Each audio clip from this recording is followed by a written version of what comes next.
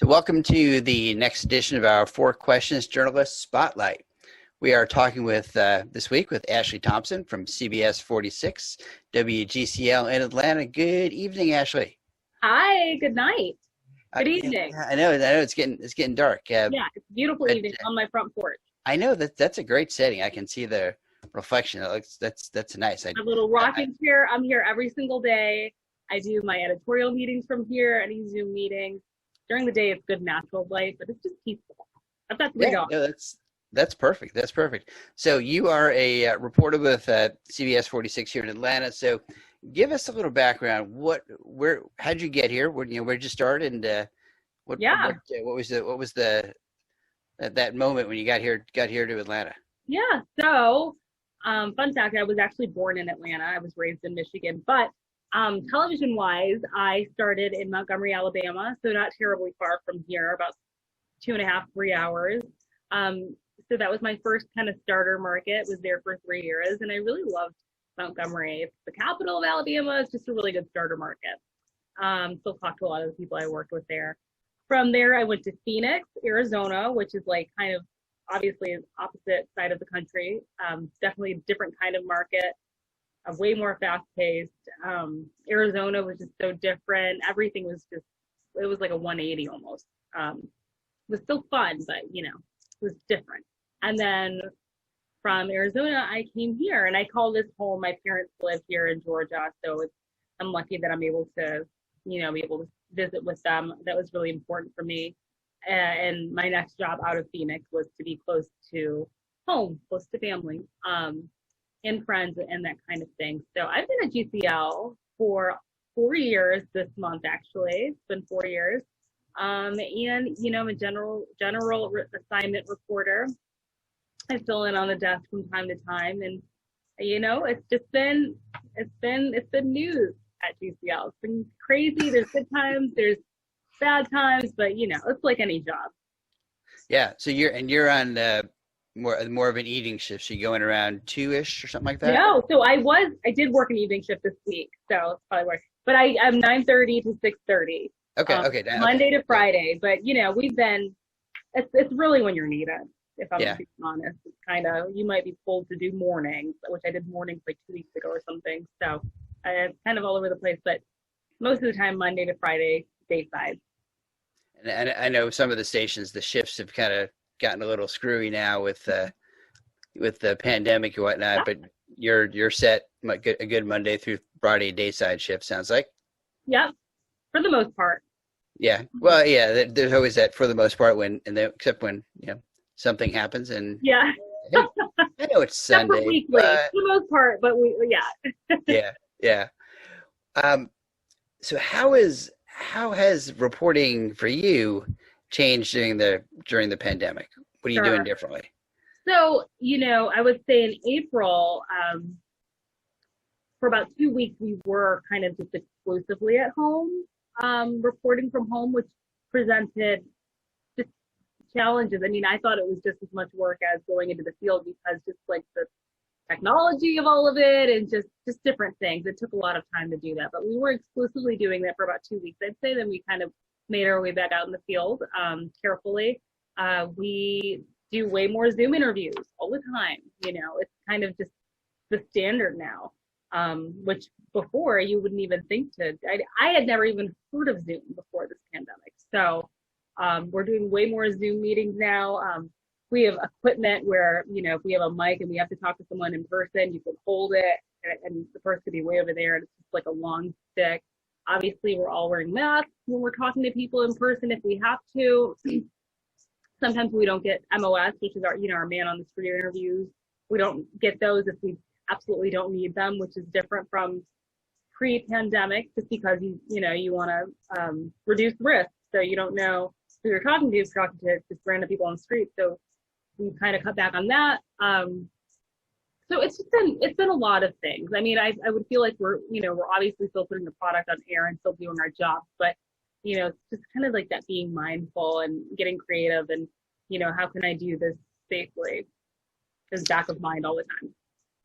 Yeah. So are you at the station very much? No, and I forgot to say that. So our editorial meetings are now all virtual. So whereas we would have, went to the station and met as a group and then kind of discussed story ideas and pitches, now we are all doing that from home. I never go inside of the station unless I have to like fill in anchor or that's about it. I never go inside of the station anymore, so that is definitely different. But I will say that's been kind of a nice change in my opinion. News directors used to say if you're sitting in the station, you're not out there reporting and doing. That's doing right. Work. That's right. And I prefer to sit on my rocking chair on my front porch when we're talking about pitches anyway. I mean, that's what it is, and especially in the next couple of weeks when it starts cooling off, that's going to be. Your coworkers will be like, let's go to Ashley's house and do the editorial meeting there. Yeah. It's nice. So definitely different. Yeah. So, but has that hurt? I mean, I would say that hasn't hurt your reporting or your ability to report at all, has it? No, and gosh, we've had so much news in Atlanta over the past few months, stories that have been national stories, really. And you just keep going, you're just kind of, I don't even really think about it. You're thinking of ways to be safe, but no, I wouldn't say it's hurt the way, we've reported or are reporting at all. If anything, we're like on the go more, I feel like, just because there's just so much news right now. Well, and that's the thing, we've gone from news about the pandemic to all the news about social unrest and all of those related stories and that economic issues. I mean, there is certainly no lack of story topics to do. Do you find sometimes you're like I gotta find something positive to report about? Too much negative stuff. Yeah, and there are those positive stories that we're able to. Obviously, you can't turn a blind eye. If the governor files a lawsuit against the mayor, and you know what I mean. But we do try to put some of those positive stories on because people really respond well to them, especially online. People like to be uplifted. I did a story about the signs all around neighborhoods when that was first popping up about, healthcare workers and just kind of being encouraging to people during this time. So I would say we do find, obviously, we have to cover the news, but we do find positive stories. If anybody has any, please send them our way because we do like them. Well, you guys are doing that kind of that Positively Georgia segment. And we do, Positively Georgia segment. They started that back up, and that's a great segment. So, yeah. Is that kind of whoever catches the story, or is there a particular producer for that? I think those are primarily our anchors that are working on that segment, and they do a great job. So, you mentioned that the healthcare story. Is there another story that you've covered in the last couple of months that really has resonated with you that you thought, gosh, I'm glad I got to tell that story? Sure. I mean, obviously covering Congressman Lewis's funeral was a big deal, and just kind of being a part of that was just really humbling for me, because he was such an icon, and I think that sometimes we reporters every day, it's like it's our job, but we might take it for granted, and that was really cool to be able to cover that. And I was really proud to be a part of the team at CBS46 who covered the protest because we were really in the thick of it, really on the ground with people, talking to people, really a part of it, very much a part of it. And so that was really cool to be in the moment. It took me getting out of it maybe a couple weeks later that I was actually able to reflect on, what just happened. But, I was really proud to be involved in that as well.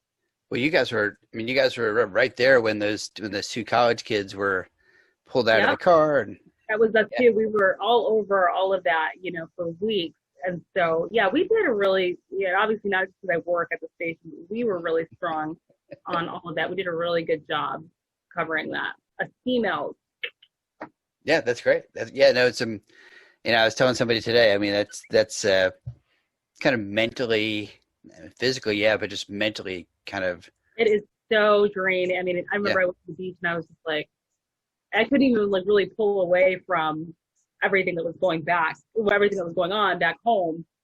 But yeah, it's incredibly draining. And for me anyway, I felt like I wasn't able to process it while I was working because obviously we're on deadline, you're on TV, all this stuff. So my processing, I'm still processing all of that. It kind of happens when I go home. Yeah, I find that sometimes, you it's not till you kind of stop. It's like Right. you stop, and so all of a sudden it kind of either Right. hits you or flows into you. And I don't know about you, for when I go on vacation, it takes me like 3 days to really mentally Unwind. detach Yeah. to the point where okay, I'm relaxed now. Yeah, it's hard to detach in this industry, especially with that kind of news going on. And, that's not really even something you can shut off anyway. It's a whole social movement. So, Right.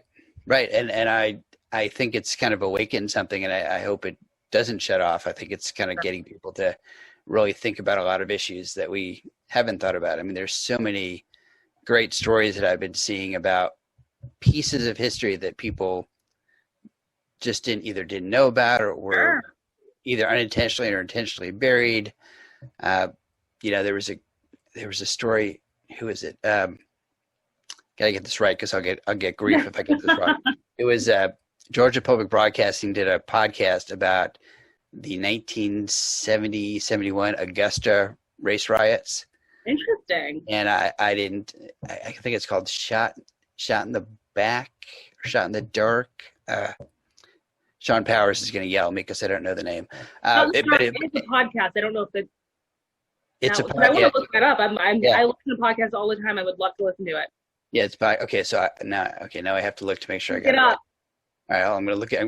We're doing live fact checking right here to make sure that. Good. And you want to give them credit too, and a little shout out. Yeah, because this was it was produced in cooperation with. Wait, click on podcast. There we go. I'm getting it, Sean. I'm going to get it right.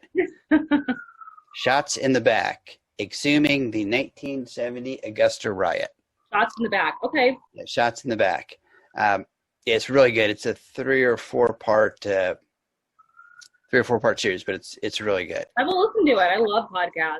Yeah, but there's that one, and then so another reporter did a really good story the other day on some issues up in Forsyth County. So I mean, there's so much history. Sure, I was precise today.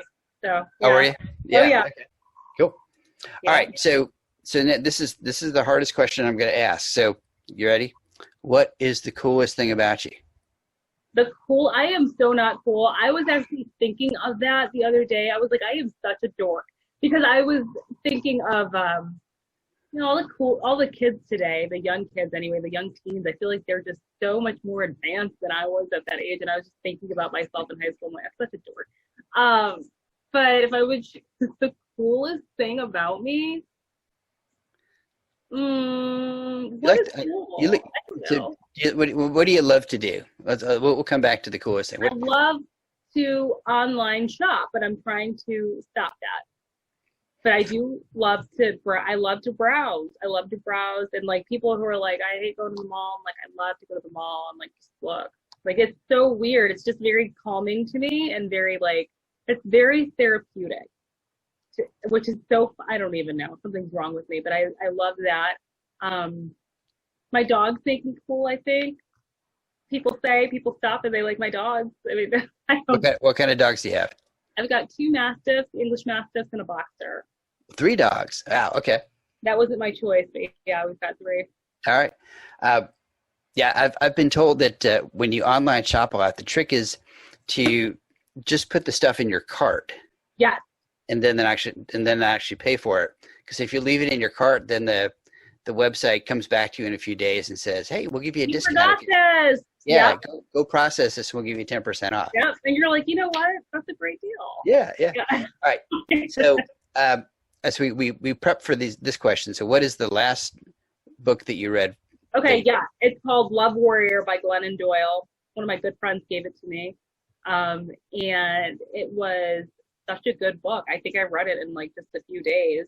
And she had a sequel that came out pretty recently. I need to read it, but I read that book it's such a good plot twist at the end. Well, it's not quite at the end of that, but there's a good plot twist. Her story has a good plot twist. It's amazing. I think Oprah selected it as part of her book club, maybe. It's the one of them. Yeah, I read Star Trek novels. That's my geeky thing. So, but lately I've been trying to read this book about Abraham Lincoln that my neighbors told me to read because it's like we have a book club on the street now. Nice. But they picked this 900-page book to read, and it's a great book, but it's you gotta work through it. And we had the meeting last week, and I was like, okay, I'm about 100 pages into it. I'm behind, y'all. I'm behind. I haven't done my homework. Oh, I love the idea of a book club, though, especially right now. Yeah. Okay, favorite Atlanta restaurant? I know. I was also thinking about this the other day because people are always like, where should we go eat? And like, what do you think? So I would say most consistent favorite is Desta, which I love, hands down, consistently good all the time. I mean, it's just, you never go wrong with it. So good. We got takeout from there tonight. Did you really? Yeah.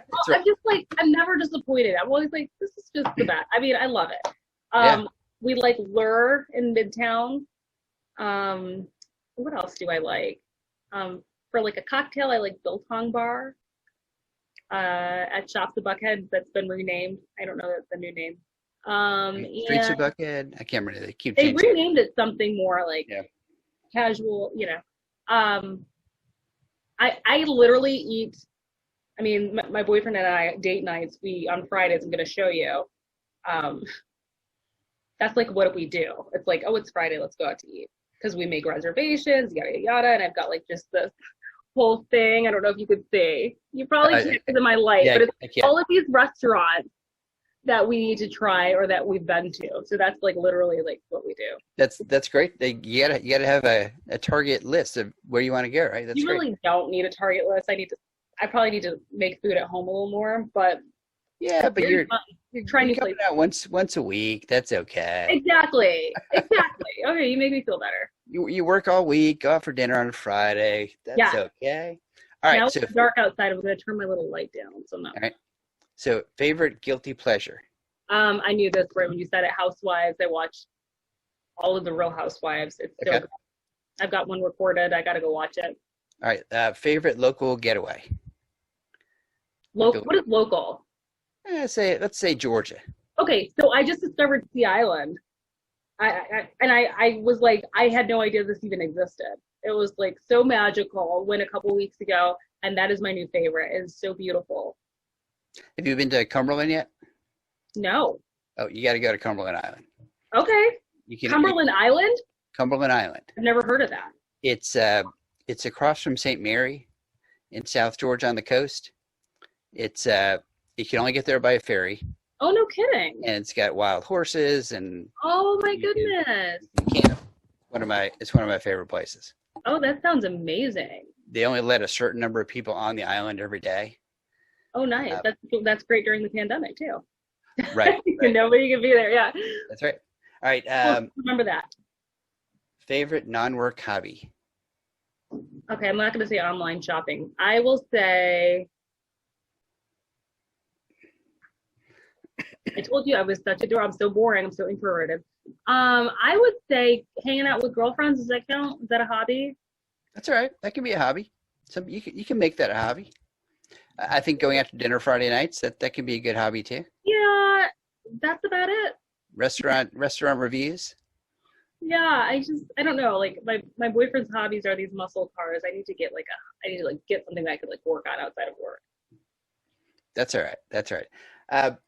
So are there some stories that are kind of percolating around in the back of your head? You're thinking, when I'm not being sent somewhere for breaking news, I'd love to do a story on this.